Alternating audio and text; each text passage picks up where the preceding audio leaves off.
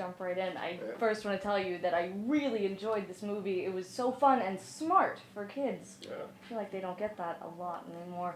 But in the adult world in ParaNorman, the adults seemed more disillusioned and sort of distracted and Stupid. Stupid, Actually, yeah. really stupid. The kids are. There's a lot of stupid people in the movie, and the adults are pretty dumb, to be honest. You know, they're probably Norman's biggest obstacle, right? Yeah, by far. In fact, I think Norman's probably the only character in the movie who has more than half a brain. Yeah, actually, yeah. He's the only smart character. Actually, his sister is pretty smart. She proves herself. She proves herself to be eventually. smart. Yes. Yeah. Also, in the movie, everything is not as it appears, and that's a constant theme. So how did you develop the zombies, and how did they become these sympathetic creatures?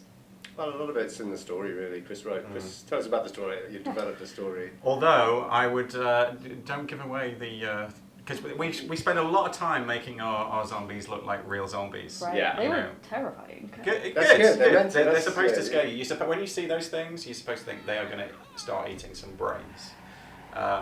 So when we do have that, you know, no one is quite doing business as usual in this movie, but because there are so many twists and turns, don't spoil it. Yeah. Okay. Yeah. You work with so many great voice actors like Anna Kendrick and John Goodman. What was it like working with them in this setting? Well, some of them are doing animation for the first time, you know, or they haven't done a lot of them. We didn't want people to come on and put voices on or like overact. And so when we were casting this, we just listened to their real voices, you know, like we would listen to them in interviews and just to get a feel for, just again, the naturalism thing. And so when they arrived, we didn't really want them to be goofy or just out there, you know. It's like, I think they were a bit surprised, especially the ones that hadn't done it before, you know, like Anna and Casey hadn't really done animation before, and they were like, what do you want me to do? You want me to act, you know, like put on a voice? And we were like, no, you just...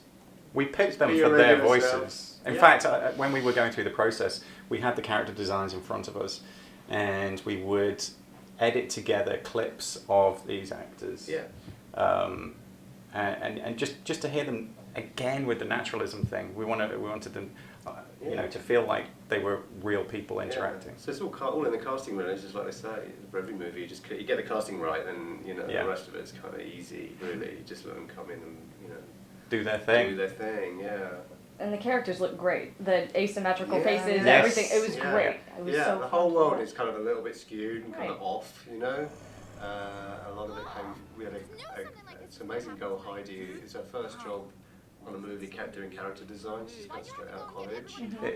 It was interesting though, because especially when it comes to animation, there are definite trends and styles in the schools, and we looked at so many portfolios from CalArts and Sheridan and all the big schools, and you see consistent threads running through them all. There's a certain style of design, and it's all beautiful. Some real talent. And all based on what's been popular or successful in the past. But then you get to someone's work that's completely out there. It doesn't look like anyone else's work, and quite frankly, when we looked at it, we were like, this should never be made into puppets because it's going to be so difficult. Yeah. And that's actually what made us pick it. Yeah, and it's kind of ugly beauty to it. Yeah. We wanted a lot of ugly beauty in the film. Really well observed. Yeah.